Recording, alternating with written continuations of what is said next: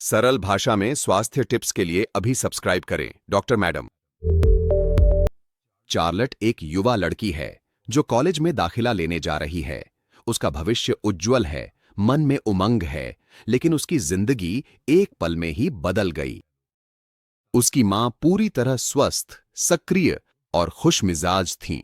अचानक ही उन्हें दिल का दौरा पड़ा और उनकी मौत हो गई। चार्लट टूट गई थी। उसे यकीन ही नहीं हो रहा था कि ऐसा उनके परिवार के साथ हो सकता है। उसके पिता चिंतित होकर बोले, तुम अपना कोलेस्ट्रॉल जरूर चेक कराओ।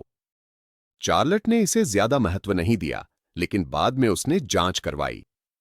रिपोर्ट देखकर वह स्तब्ध रह गई। उसका कोलेस्ट्रॉल बहुत ही खतरनाक रूप से ज्यादा था। इसके बाद उसकी जिंदगी ही बदल गई। उसने अपने पसंदीदा खाने छोड़ दिए, नियमित रूप से व्यायाम शुरू किया, यहां तक कि वह फिटनेस ट्रेनर भी बन गई। कोलेस्ट्रॉल थोड़ा कम हुआ, लेकिन पूरी तरह नहीं। आखिर में डॉक्टरों ने बताया कि उसे पारिवारिक हाइपर कोलेस्ट्रोलेमिया है, यानी आनुवांशिक रूप से उसके शरीर में कोलेस्ट्रॉल ज्यादा जमा होता है। ठीक इसी वजह से उसकी मां की मौत हुई थी। यह कहानी सिर्फ चार्लट की नहीं है, बल्कि हम सभी के लिए एक चेतावनी है। कोलेस्ट्रॉल किसी को भी प्रभावित कर सकता है। युवा, वृद्ध, मोटे, दुबले, सक्रिय या निष्क्रिय, कोई भी इससे बाहर नहीं है। यह दिखाई नहीं देता, न ही महसूस होता है, लेकिन धीरे धीरे यह दिल को नुकसान पहुंचाता है। आज हम जानेंगे कि कोलेस्ट्रॉल असल में क्या है, इसकी जांच कैसे की जाती है और इसका इलाज कैसे किया जाता है, और सबसे जरूरी, हम इसे कैसे रोक सकते हैं। यह जानकारी डॉ. Shreyasi Chatterjee, MRCP, UK, medicine specialist और डायबिटीज और हार्मोन विशेषज्ञ द्वारा लिखी और समीक्षा की गई है। चैनल को सब्सक्राइब करें और वीडियो को शेयर करें, क्योंकि आज की यह जानकारी किसी की जान बचा सकती है। चलिए शुरू करते हैं। कोलेस्ट्रॉल एक प्रकार का वसायुक्त पदार्थ है जो हमारे खून में पाया जाता है।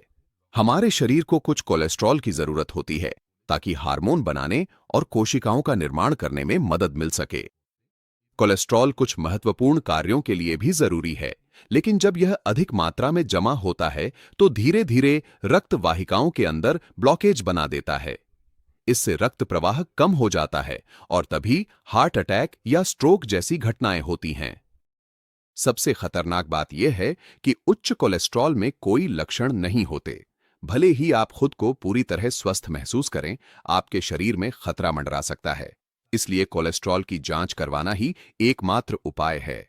डॉक्टर एक साधारण रक्त परीक्षण करते हैं, जिसे लिपिड प्रोफाइल कहा जाता है। इस जांच में 4 चीजें देखी जाती हैं: कुल कोलेस्ट्रॉल, LDL या खराब कोलेस्ट्रॉल, HDL या अच्छा कोलेस्ट्रॉल, और ट्राइग्लिसराइड्स। आमतौर पर कुल कोलेस्ट्रॉल 200 से नीचे होना चाहिए, LDL 100 से नीचे, HDL 40 से ऊपर और महिलाओं के मामले में 50 से ऊपर होना चाहिए, और ट्राइग्लिसराइड्स 150 से नीचे। जिन लोगों को डायबिटीज, हाई ब्लड प्रेशर या पारिवारिक हृदय रोग का इतिहास है, उनके लिए यह सीमा और भी कम रखी जाती है। अब आते हैं इलाज की बात पर। पहला कदम हमेशा जीवन शैली में बदलाव ही होता है। तेल में तला हुआ लाल मांस और फुल फैट डेयरी उत्पाद कम करें। बेकरी या पैकेट बंद खाद्य पदार्थों में मौजूद ट्रांस फैट को पूरी तरह से छोड़ दें। इसकी जगह पर स्वस्थ वसा जैसे जैतून का तेल, मेवे, बीज, मछली और एवोकाडो का सेवन करें।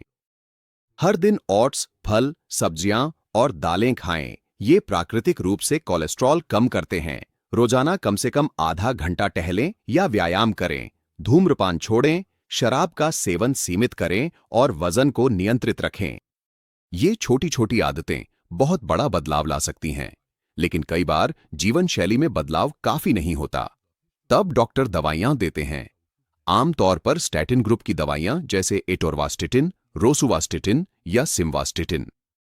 ये दवाइयां लिवर में कोलेस्ट्रॉल बनने को कम करती हैं और खून से कोलेस्ट्रॉल को बाहर निकाल देती है। कुछ और दवाइयां भी इस्तेमाल की जाती हैं, जैसे इजेटिमाइब, बेम्पेडोइक एसिड या नए तरह के इंजेक्शन, PCSK9 इनहिबिटर या इनक्लिसिरन।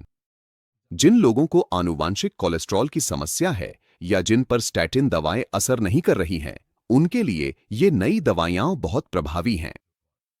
अब आते हैं बचाव की ओर, जो आपके अपने हाथ में है। ताजे फल, सब्जियां, साबुत अनाज और हल्का प्रोटीन खाने की आदत डालें। मक्खन की जगह इस्तेमाल करें ऑलिव ऑयल। लाल मांस की जगह मछली या चिकन खाएं।